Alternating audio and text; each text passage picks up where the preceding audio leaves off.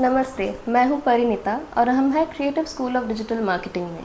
ये इंडिया का सबसे पुराना डिजिटल मार्केटिंग इंस्टीट्यूट है जो यहाँ भुवनेश्वर में अभी प्लेस्ड है। यहाँ पे मोर देन 10,000 स्टूडेंट्स पढ़े हुए हैं।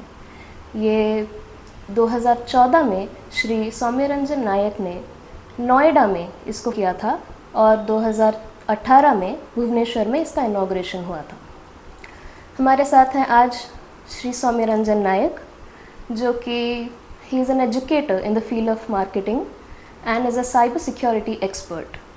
आज हम उनसे बात करने वाले हैं about the scope, definition and origin of digital marketing and also discuss a lot of problems and give you real time solutions. नमस्ते सर। नमस्ते। आज आपके साथ हम लोग बहुत सारी बातें करेंगे about the scope and definition of digital marketing. So आप बताइए sir, what is digital marketing and इसको हम लोग मार्केटिंग स्कोप में कैसे बेस्ट वे में यूज़ कर सकते हैं आज के सिनेरियो में? देखिए, अभी हम लोग अगर आज के ज़माने से 5 साल पहले जाएंगे या 10 साल पहले जाएंगे, तभी जो मार्केटिंग मीडियम्स था, मार्केटिंग ज़्यादातर क्या होता है कि किसी प्रोडक्ट सर्विसेज को हम लोग प्रमोशन के जरिए सेल्स कराते हैं। हमेशा ये नहीं होता कि तुरंत हम मार्केटिंग को या फिर एडवर्टाइजमेंट को देख के कस्टमर कोई भी प्रोडक्ट को परचेज कर लेता है।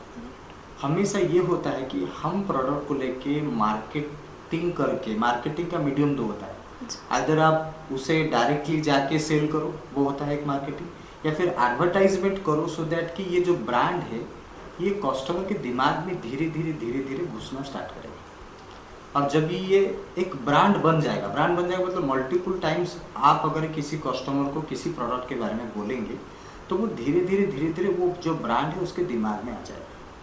तो वो क्या करेगा, अगर वो मार्केट में जा रहा है तो या फिर परचेज करने के लिए कुछ आइटम्स वगैरह जा रहा है तो वो उसी चीज़ को परचेज करेगा जिसको आपने प्रमोशन के जरिए उसे दिखाया, याद है उसको, जैसे याद जी, जी सर जी।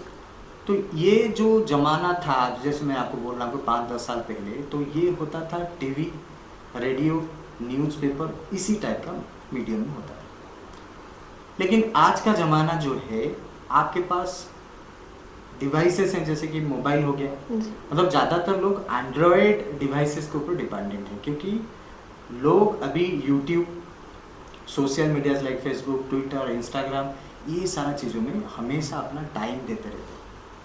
तो आप अभी टीवी नहीं देखते, आप अभी न्यूज़पेपर नहीं पढ़ते, आप अभी रेडियो सुनते भी नहीं हो, और ये सारा चीज़ आपको डिजिटल फॉर्मेट में आ गया है, जिसको आप बोल सकते हो यूट्यूब। पॉडकास्टिंग का ज़माना आ गया, आप जो पोस्टकास्ट, जो MP3 से आप सुनते हैं, ठीक है। FM चैनल्स आ गया है, मतलब डिजिटल FM चैनल्स आ गया है। आज हम लोग रेडियो नहीं सुनते हैं लेकिन इंटरनेट के जरिए FM सुनते हैं, ठीक है। और एक चीज़ है कि आप जो न्यूज़पेपर में आता था, अब वो डिजिटल मीडियम्स हो गया। आपको न्यूज़पेपर वगैरह भी वेबसाइट में, न्यूज़ वगैरह आपको वेबसाइट में मिल जाता है, न्यूज़ आपको विजुअलाइजेशन के जरिए यूट्यूब में भी मिल जाता है। तो आप टीवी, आप न्यूज़पेपर ये सब छोड़ दीजिए।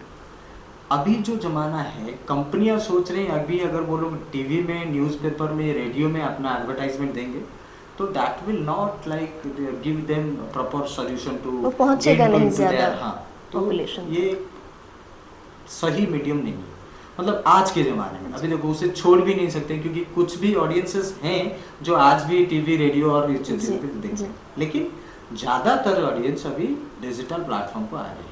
तो ज़्यादातर कंपनियां अभी डिजिटल प्लेटफॉर्म में इन्वेस्टमेंट भी कर रहे हैं। जो हॉर्लिक्स का एडवर्टाइजमेंट आप टीवी में देखते थे वो भी यूट्यूब में देखते हैं, जो अमूल का एडवर्टाइजमेंट आप टीवी में देखते थे वो अभी डिजिटल मीडियम में। तो डिजिटल मीडियम में हर एक कंपनी का अभी क्या मतलब नेसेसिटी हो गया कि अगर उन लोगों का प्रमोशन वो डिजिटल मीडियम में नहीं करेंगे तो ऑडियंस के पास पहुंच नहीं पाएगा। ये एक चीज़ है। दूसरा है कि आप यहाँ पर टारगेट ऑडियंस के पास पहुंच रहे हैं, मतलब जैसे कि आप टीवी में किसी को एडवर्टाइजमेंट दिखाते थे तो आपको पता नहीं चलता था कि वो लड़की है या लड़का है, वो देख रहा है या नहीं देख रहा है। लेकिन आपको डिजिटल मीडियम में ये सारा चीज़ों का इन्फॉर्मेशन भी रहेगा। आप टारगेट भी कर सकते हैं, जैसे आपको सपोज कोई मतलब लेडीज़ आइटम सेल करना है, मतलब आप सोच लीजिए कोई लेडीज़ गारमेंट्स हो गया, आपको सेल करना है, तो you can directly target to the female audience. Female audience आप कैसे टारगेट करोगे? जैसे मैं फेसबुक में अपना अकाउंट खोल रहा हूँ, अकाउंट खोलने के टाइम में मैं अपना इन्फॉर्मेशन देता हूँ कि आई एम ए फीमेल, और मैं टारगेट करता हूँ फीमेल, तो अपने अकाउंट में तो फेसबुक जब खोलूंगा तो directly I can see the advertisement. जी सो ये डायरेक्ट ऑडियंस के पास भी आप पहुँच गए। तो इसलिए डिजिटल मीडियम का आज के ज़माने में सबसे ज़्यादा इम्पोर्टेंस हो गया, नीड्स हो गया। तो हम लोग बोल सकते हैं कि डिजिटल मीडियम में ज़्यादा से ज़्यादा अगर मतलब इन्वेस्टमेंट हो रहा है तो नौकरी भी इसमें निकलेगा, डिजिटल मीडियम में फ्यूचर भी बनेगा। कोर्स लोग इसके अंदर करेंगे इसलिए क्योंकि इसका पूरा मार्केटिंग प्लेटफॉर्म को अगर समझेंगे, कस्टमर नीड को समझेंगे, ऑडियंस के पास पहुंचने का तरीका आप समझेंगे, तो आप डिजिटल मीडियम में अपना जो प्रोडक्ट है, सर्विसेज या फिर ब्रांड है, आप उनके पास पहुंचा पाएंगे। तो this is digital medium. Now it is the, like you can see, the perfect solution to get into your clients. Yes sir. Or customers. Yes sir. Thank you sir. Thank you very much. It was very informative. I hope that a large chunk of the audience is going to be benefited from this very information. So my second question to you is, आपने digital marketing में कैसे कदम रखा और आपने कोई formal training ली हुई है या फिर कैसे किया, प्लीज़ बताइए। देखिए, मैं आई एम इनटू आईटी, मेरा बैकग्राउंड आईटी है, मतलब मैं बीटेक कंप्यूटर साइंस हूँ और उसके बाद मैंने एमए साइबर सिक्योरिटी में किया है। मैं सॉफ्टवेयर में काम करता था, लेकिन मेरा जब मतलब जैसे मैं वेबसाइट वगैरह में काम करना स्टार्ट किया आफ्टर माय बीटेक, आप बोल सकते हो 2010 या 11 में, तभी धीरे धीरे एक कॉन्सेप्ट आता था सर्च इंजन ऑप्टिमाइजेशन। मतलब ज़्यादातर हम लोग क्या करते थे, किसी वेबसाइट को रैंकिंग कराते थे सर्च इंजन ऑप्टिमाइजेशन के जरिए, ताकि वेबसाइट का रैंकिंग होने से बिजनेस जनरेट होता था वेबसाइट ओनर।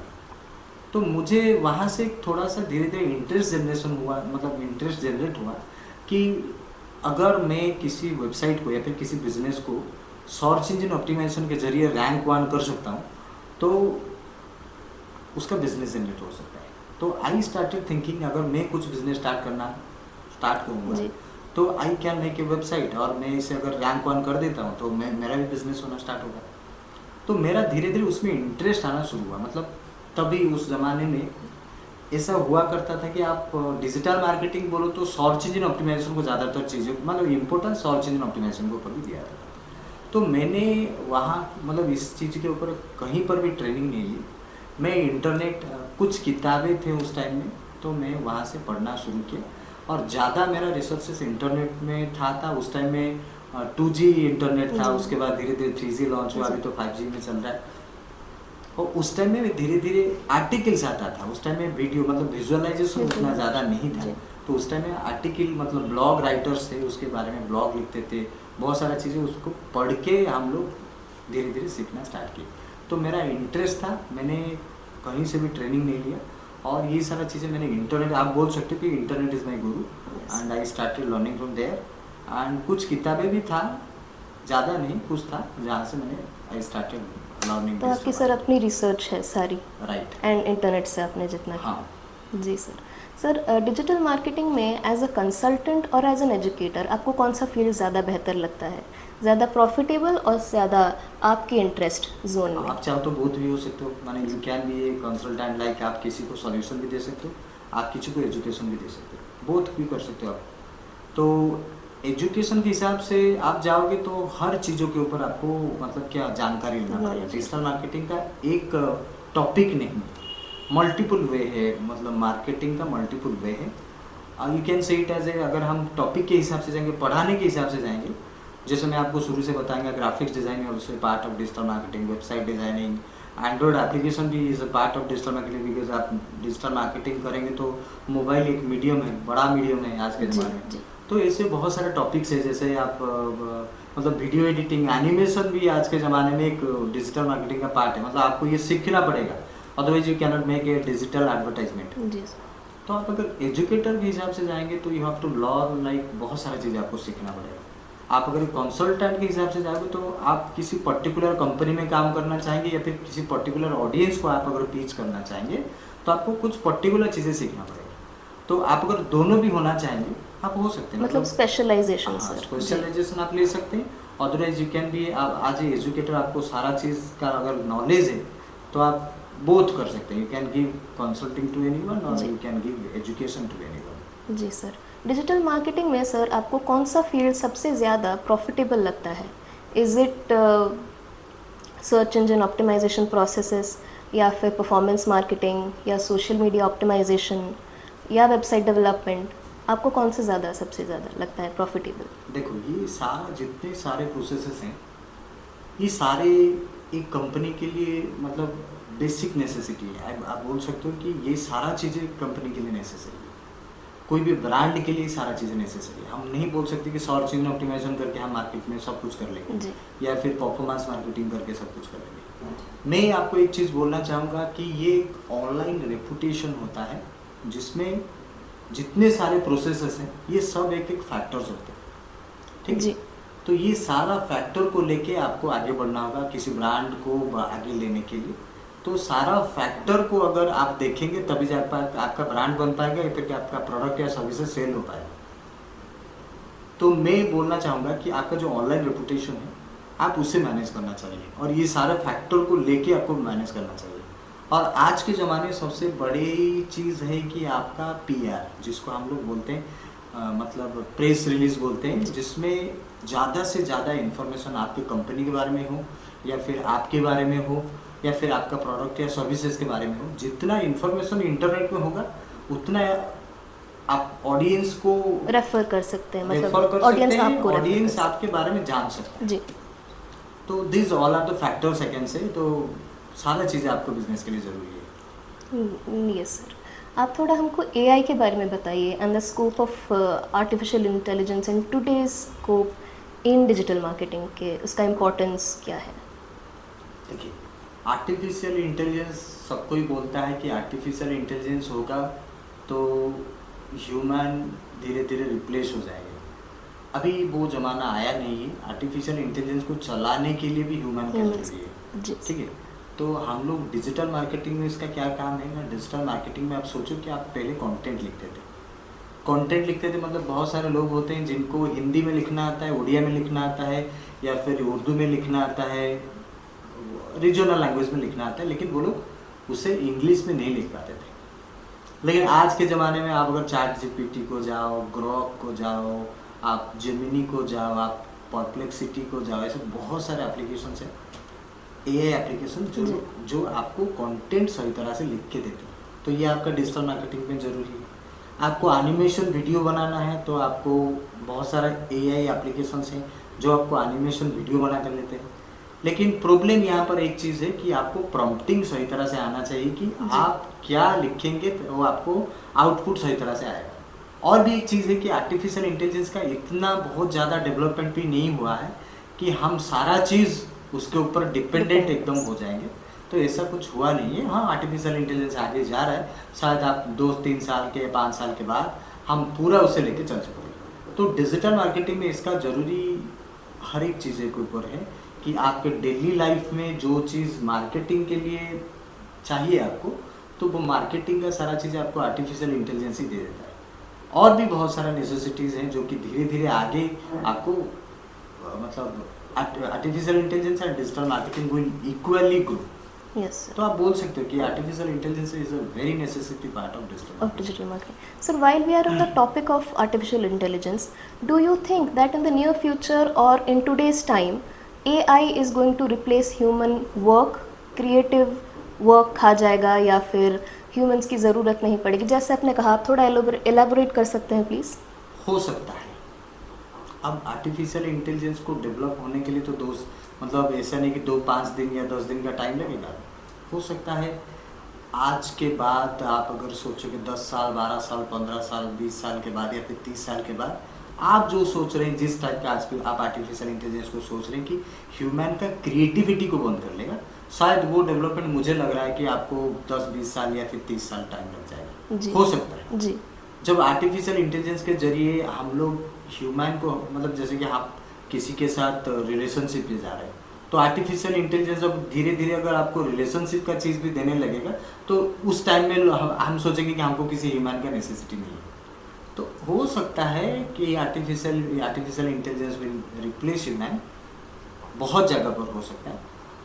ये भी हो सकता है कि उसी के हिसाब से हमारा जो मतलब लाइफस्टाइल है वो भी चेंज हो जाएगा। शायद हम किसी और दिशा में चलेंगे और आर्टिफिशियल इंटेलिजेंस को लेकर चलेंगे। जी। ह्यूमन भी रहेंगे, आर्टिफिशियल इंटेलिजेंस भी रहेगा। जी।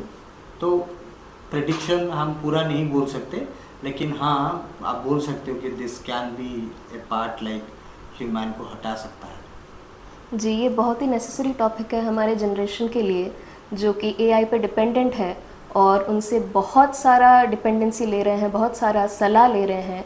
सो let's not forget that guys we are still humans and let humanity take over always.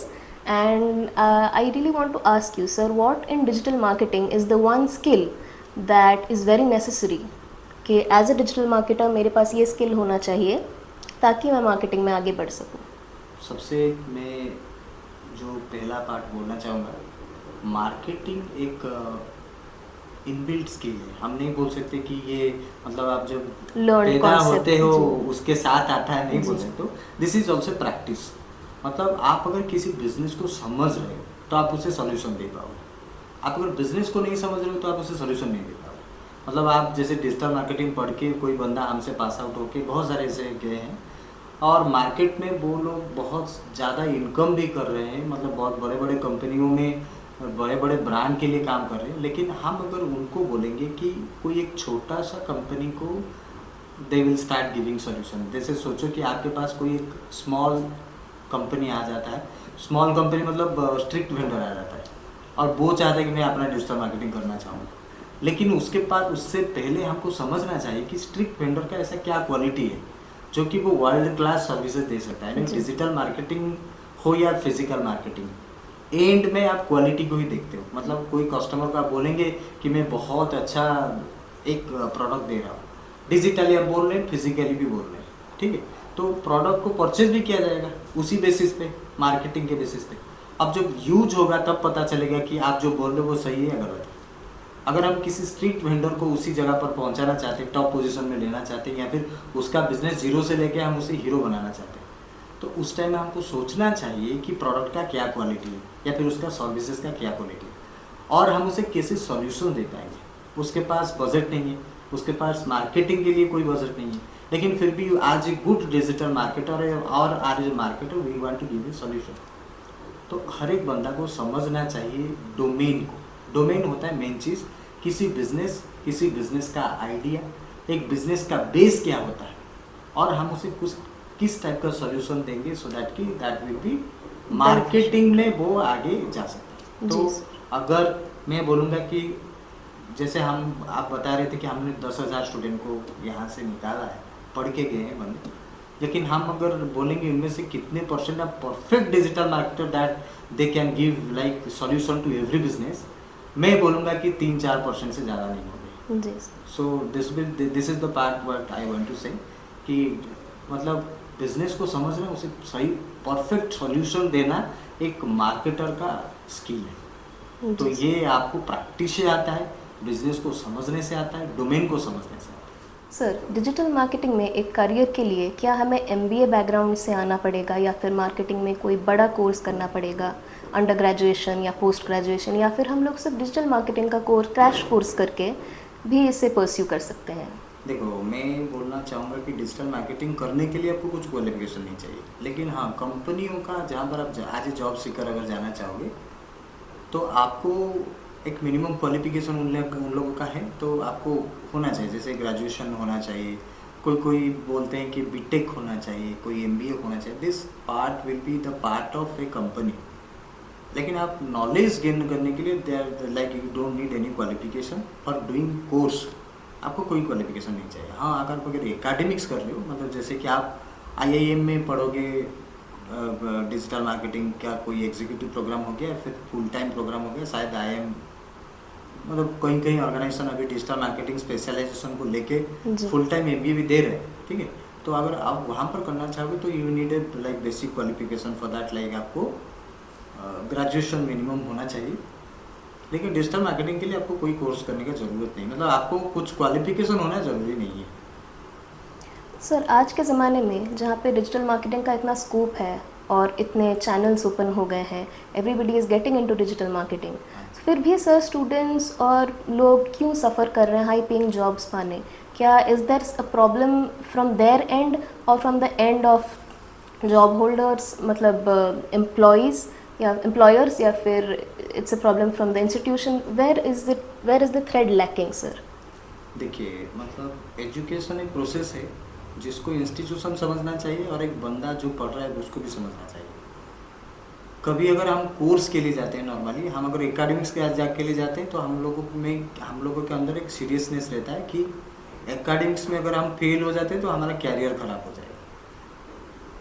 लेकिन अगर आप किसी कोर्स के लिए जा रहे हैं, मतलब शॉर्ट टर्म कोर्स के लिए, डिजिटल मार्केटिंग हो गया है, फिर कोई short term other courses, IT courses के लिए आप जाते हैं, तो अभी आप थोड़ा फॉर्मल हो जाते हैं। आप सोचते हैं कि नहीं, मतलब ये इतना इम्पोर्टेंट नहीं है जी।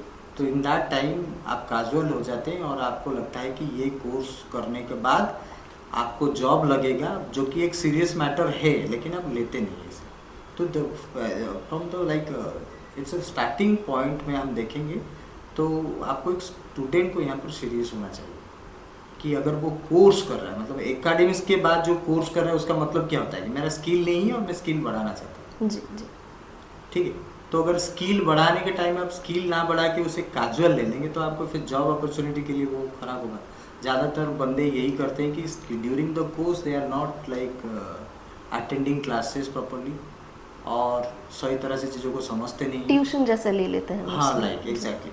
तो ये थोड़ा सा उनके लिए डिफ़िकल्ट हो जाता है बाद में जॉब सीकर के बेसिस पे उनको जॉब मिलता नहीं, क्योंकि स्किल नहीं होता। पढ़ने के बाद भी आपको एक सर्टिफिकेट फॉर्मली तो कोई भी ऑर्गेनाइजेशन आपको दे देगा, ऑनलाइन पढ़ो आज के ज़माने में आपको मिल जाता है, लेकिन स्किल आपके लिए इंपॉर्टेंट है, सर्टिफिकेट आपके लिए इंपॉर्टेंट नहीं है। तो ये फर्स्ट पार्ट एक स्टूडेंट के लिए है कि वो जब एजुकेशन ले रहा है और स्पेशली स्किल डेवलपमेंट के लिए एजुकेशन ले रहा है तो उसको थोड़ा सा सीरियस होना चाहिए, प्रैक्टिकली चीज़ों को देखना चाहिए, पढ़ना चाहिए। दूसरा, एक इंस्टीट्यूशन के ऊपर भी ये चीज़ बहुत डिपेंडेंट है कि वो करिकुलम को कैसे बना रहा है, स्टूडेंट को किसी मतलब कौन सी एक पाइपलाइनिंग में लेके जा रहा है कि उसको पढ़ाने के, ऐसा नहीं कि हम लोग आए पढ़ा दिए और चले गए और स्टूडेंट पढ़ रहा है या नहीं पढ़ रहा है, उसको कुछ आ रहा है या नहीं हो रहा है वो हम देख नहीं पा रहे।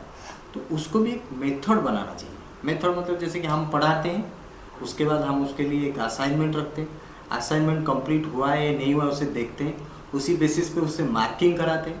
असाइनमेंट पर अगर उसका कुछ डाउट रहा तो उसको डाउट क्लियरिंग कराते हैं।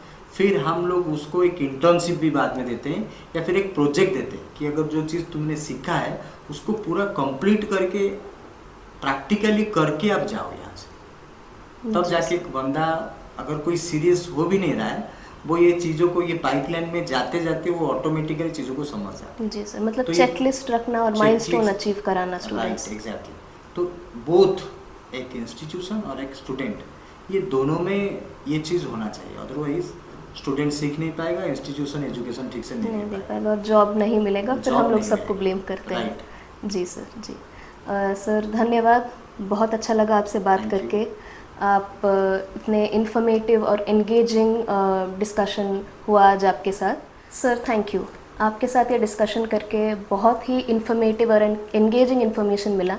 आई होप कि आगे भी हम लोग ये कंटिन्यू कर सकें। बहुत सारे टॉपिक्स के बारे में about digital marketing, optimisation processes हम लोग आगे कर पाएंगे, बातें कर पाएंगे, ताकि बहुत सारे स्टूडेंट्स जिनको अपॉर्चुनिटी या फैकल्टी या फिर इंफॉर्मेशन का लैक है तो वो उनके लिए एक बहुत बड़ा कंसल्टेंसी प्रोग्राम हो सकता है। बहुत बहुत शुक्रिया sir, thank you. I hope this podcast has been very informative towards you, and we will keep engaging with you with proper ideas and other discussions and topics. Please put your questions below what you want us to ask, sir, and we'll get back to you really soon with future ideas and further videos. Signing off, this is Parinita. Thank you.